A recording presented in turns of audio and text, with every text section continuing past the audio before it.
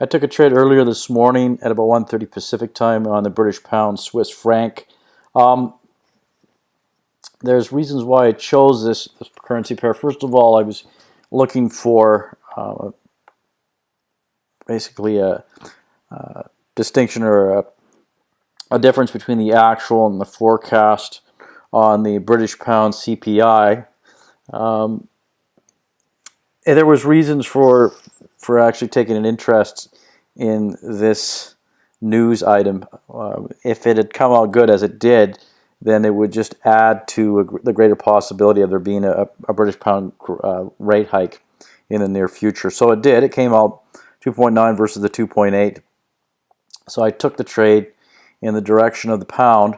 And the reason why I paired the pound with the Swiss franc was because, as you can see here, even prior to this move, the money has been flowing out of the Swiss franc and into the risk-on currencies such as the pound.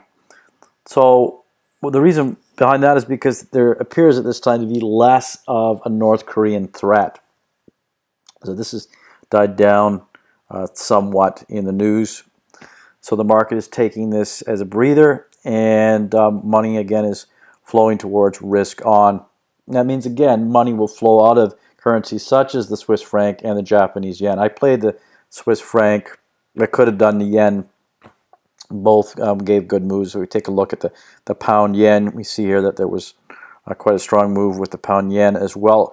It had already moved quite a lot. That's compared to the franc. Pound franc. So I opted for the Swiss pound, or the pound Swiss franc, and I got about 20 pips out of that move.